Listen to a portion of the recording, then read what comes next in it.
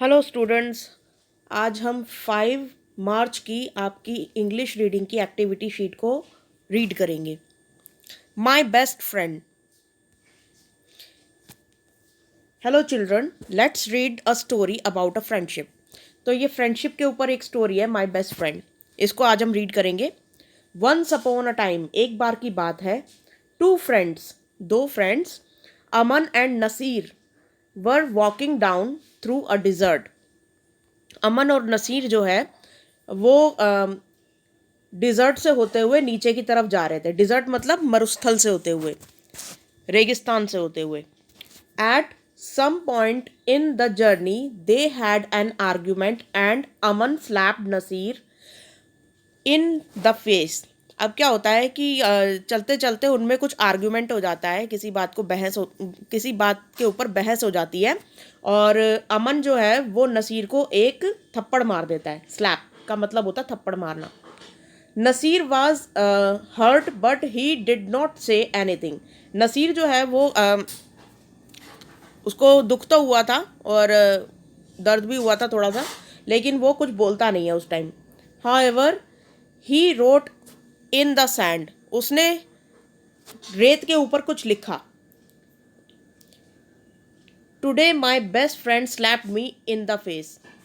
यहाँ पर वो सैंड के ऊपर क्या लिखता है, रेत के ऊपर क्या लिखता है नसीर, कि आज मेरे बेस्ट फ्रेंड ने मुझे मेरे चेहरे पर चांटा मारा। They kept on walking until they found an oasis. अब वो चलते रहे जब तक कि उन्हें एक ओआसिस नहीं मिल गया। ओआसिस का मतलब होता है कि रेगिस्तान में एक ऐसी जगह जहाँ पर पेड़ पौधे उगे हुए हों और साथ में पानी भी हो, एक तालाब के रूप में, ठीक है, पानी जमा हो जहाँ पे। तो उस मरुभूमि के अंदर जो है उसे मरु उद्यान बोलते हैं। मतलब रेगिस्तान के बीच में एक बगीचा, ठीक है, जो अपने आप बनता है। Where they decided to take bath since it was really hot. अब वहाँ पे क्या होता है कि ये लोग रुक जाते हैं दोनों और वो सोचते हैं कि बहुत गर्मी हो रही है तो मतलब यहाँ से नहा कर चलते हैं। Suddenly Naseer got stuck in the swamp and started drowning, and then Aman saved him without hesitating. अब क्या होता है कि जो नसीर होता है वो अचानक से फंस जाता है। इन द स्वैम्प, स्वैम्प का मतलब होता है दलदल में फंस जाना। वो पानी थोड़ा दलदली था और उसके अंदर वो फंस गया था और वो नीचे की तरफ जाने लगता है। ड्राउनिंग मतलब डूबना, पानी में डूबने लगता है, ठीक है। और अमन जो है वो बिना कुछ सोचे समझे, बिना कोई हेजिटेट किए, मतलब बिना डरे उसको बचा लेता है इस तरीके से, ठीक है। After he recovered from the near drowning experience, जब नसीर अपने उस डूबने की एक्सपीरियंस से बाहर निकलता है तो Naseer wrote on the stone, अब वो एक पत्थर पे लिखता है। क्या लिखता है?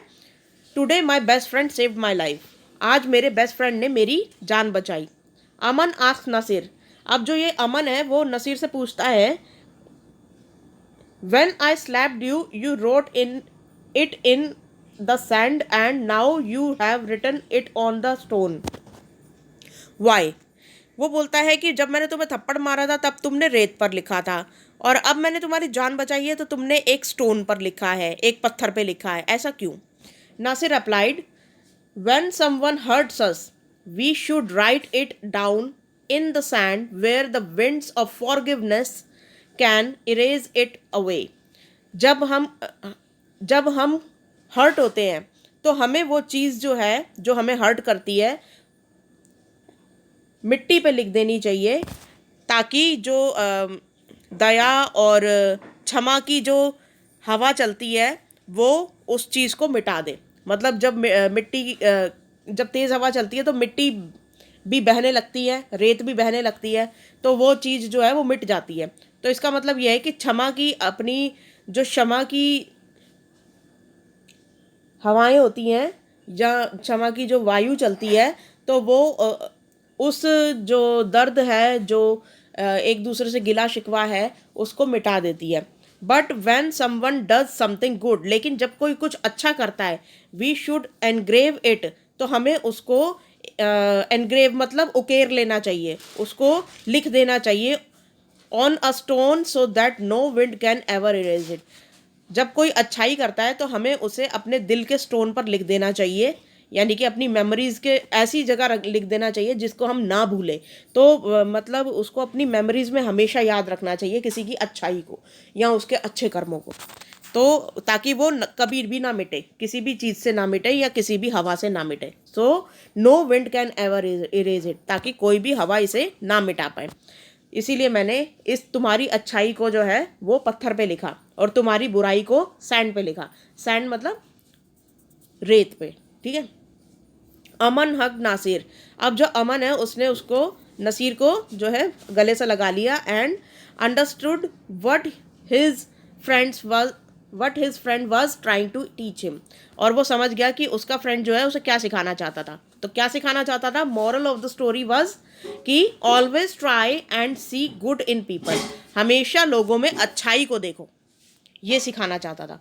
तो अच्छी चीज़ जो थी वो उसने अपने दिमाग में, अपने जो मतलब अपने दिल पर लिख ली, मतलब एक तरीके से कह लो कि एक पत्थर पे लिख ली, सो दैट कि वो उसे कभी भी ना भूले, ठीक है।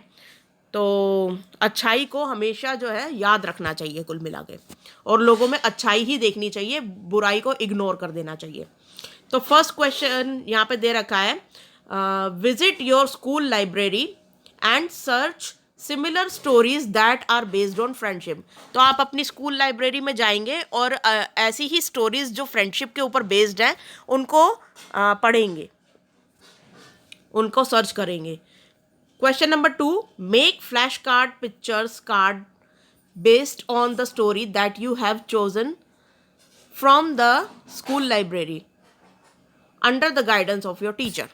तो अब जो भी आप स्टोरी को मतलब उसके अंदर लाइब्रेरी में पढ़ेंगे तो उससे रिलेटेड आप पिक्चर्स भी बनाएंगे और उनके फ्लैश कार्ड भी बनाएंगे।